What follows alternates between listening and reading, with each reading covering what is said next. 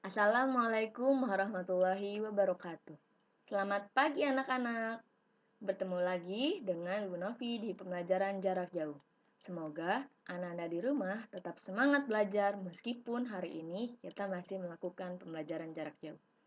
Kali ini Bu Novi akan membimbing kalian belajar jarak jauh yaitu tematik, tema 8, subtema 2, pembelajaran 5 dan juga 6 kelas 5 SD IPA Naja. Sebelum kita memulai pembelajaran, kita terlebih dahulu membuka buku tematik 8 halaman 85. Sudah dibuka anak-anak? Kalau sudah dibuka, mari kita mulai pembelajaran hari ini. Salah satu unsur penting dalam lingkungan adalah air. Air sangat diperlukan bagi kehidupan di bumi. Bahkan, ingat nggak? Pada pembelajaran 1 telah diceritakan tentang warga Waborobo yang rela berjalan sejauh 15 km hanya untuk mendapatkan air bersih. Begitulah manfaat air bagi kehidupan. Air memang diberikan secara cuma-cuma oleh alam. Kita tidak perlu membuat, tinggal pakai saja. Namun, tinggal pakai di sini bukan berarti kita memakainya secara asal-asalan. Manusia beranggapan bahwa air akan selalu ada, tidak bisa habis. Tapi kok beberapa wilayah kesulitan mendapatkan air bersih ya? Bahkan ada juga yang mengalami kekeringan. Biasanya, kejadian kekeringan ini muncul bila suatu wilayah terus-menerus mengalami curah hujan di bawah rata-rata. Musim kemarau panjang mengakibatkan kekeringan karena cadangan air tanah akan habis akibat penguapan atau evaporasi, transpirasi, ataupun penggunaan lain oleh manusia. Faktanya memang jumlah air di bumi tidak pernah berkurang meski dipakai terus-menerus. Air tidak hilang, hanya saja air berubah wujud akibat pola hidup manusia sendiri. Suhu bumi makin panas karena banyak aktivitas pembakaran, namun tidak diimbangi dengan penghijauan. Tidak heran jika banyak air yang menguap. Menurut data BMKG, pada tanggal 30 November 2019, daerah yang mengalami kekeringan terpanjang adalah yang pertama yaitu terdapat di Sumba Timur NTT, yaitu selama 259 hari tidak hujan. Yang kedua, terdapat di Buleleng, Bali, yaitu selama 236 hari tidak hujan. Yang ketiga, di daerah Sampang, Jawa Timur, selama 229 hari. Di beberapa daerah memiliki caranya sendiri menghadapi bencana kekeringan, yaitu dengan cara meminta hujan, biasanya dengan tari-tarian yang disertai doa-doa untuk meminta hujan kepada Tuhan Yang Maha Kuasa.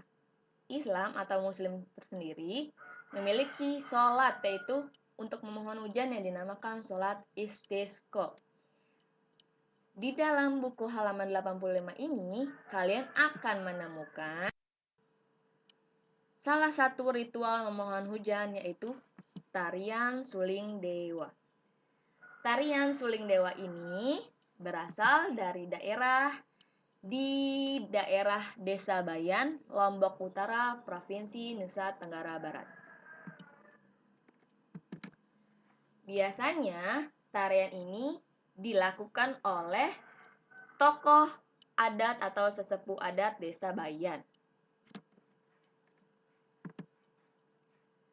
Tujuannya apa sih? Tujuannya adalah sebagai sarana permohonan doa kepada Tuhan Yang Maha Kuasa agar hujan segera turun. Diduga, tiupan suling dewa ini diyakini masyarakat adat Bayan mampu menurunkan air langit untuk memberikan babak kehidupan yang ada di atas bumi. Kesenian ini lahir ketika wilayah Bayan dilanda musim kemarau yang berkepanjangan. Karena tidak ada satupun tanaman yang bisa tumbuh dan berkembang, otomatis mempengaruhi siklus kehidupan di bumi Bayan. Bahaya kelaparan pun mengancam di mana-mana. Sebelum tarian berlangsung, masyarakat Bayan menentukan hari, waktu, dan tempat yang dinilai baik untuk melaksanakan ritual tersebut. Selain itu, masyarakat Bayan juga menyiapkan sesaji berupa kembang, makanan, dan kapur sirih.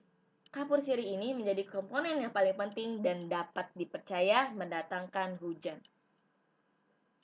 Keunikan lain yaitu dalam suling yang digunakan ada sebuah pemahaman filosofis yang begitu mendasar dan juga mulia. Alat musik suling ini menggambarkan wujud manusia, di mana bila suling ini tidak diberikan hembusan nafas, maka tidak akan menghasilkan nada-nada indah. Begitu juga dengan manusia, bila raga tanpa atma atau roh tentu tidak akan adanya kehidupan.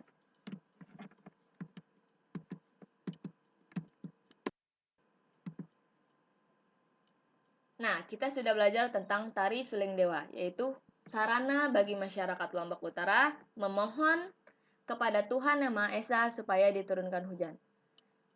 Tari suling dewa merupakan sebuah tarian. Lalu, apa saja sih tari daerah yang kamu ketahui? Seni tari di Indonesia. Seni tari ini berkembang di Indonesia begitu banyak dan juga beragam. Tarian daerah menggambarkan tradisi dan tata cara kehidupan penduduk di suatu daerah. Tarian biasanya menjadi ciri khas pertunjukan pada upacara adat atau peristiwa penting. Berikut beberapa tarian daerah di Indonesia. Yang pertama, ada tari sedati, tari saman mesekat yang berasal dari Aceh. Yang kedua, ada tari piring, tari payung yang berasal dari Sumatera Barat. Yang ketiga, ada tari topeng, tari yopong yang berasal dari Jawa Barat. Tari topeng atau tari yopong yang berasal dari DKI Jakarta. Lalu, yang keempat ada tari jaipong, tari topeng kuncaran, tari merak yang berasal dari Jawa Barat.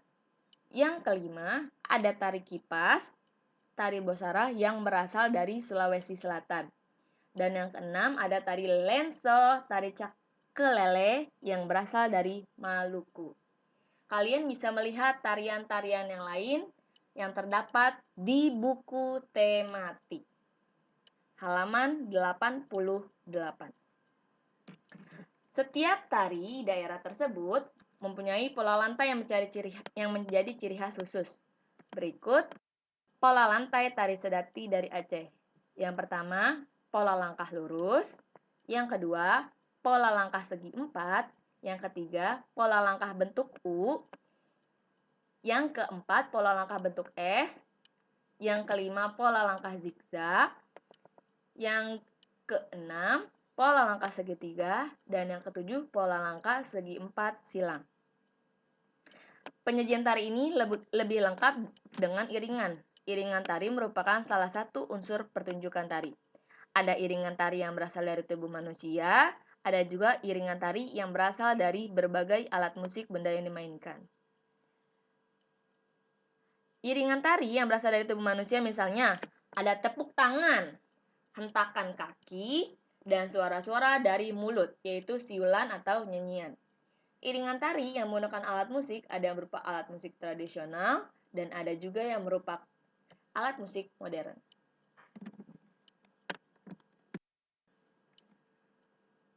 Pola lantai karya tari. Budaya masyarakat Indonesia ini beragam. Keberagaman budaya itu berkaitan erat dengan lingkungan setiap daerah. Salah satu budaya itu adalah tarian. Tarian setiap daerah mempunyai ciri khasnya sendiri. Mari kita pelajari. Pola lantai karya tari ini, dengan adanya berbagai macam bentuk tarian, bentuk pola lantainya pun berbeda-beda. Bentuk pola lantai tarian yang satu berbeda dengan tarian yang lain. Selain bentuknya yang sama, terdapat pola lantai yang mempunyai maksud dan ada juga yang tidak memiliki makna.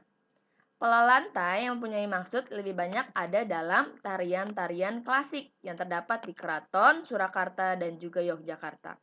Namun demikian, tidak menutup kemungkinan jika pola lantai dalam tari kreasi baru dan tari rakyat juga mempunyai maksud. Perhatikan bentuk pola lantai dalam dua tarian yang berbeda berikut.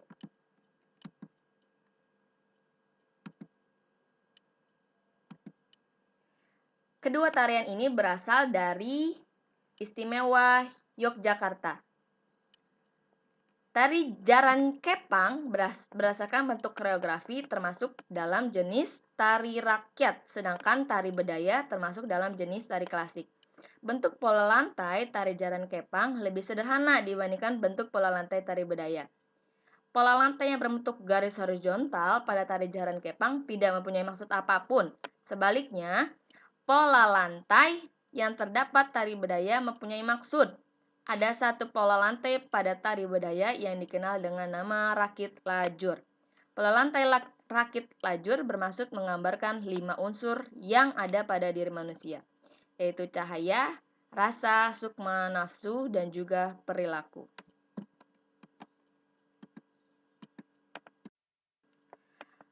Cukup sekian pembelajaran kali ini.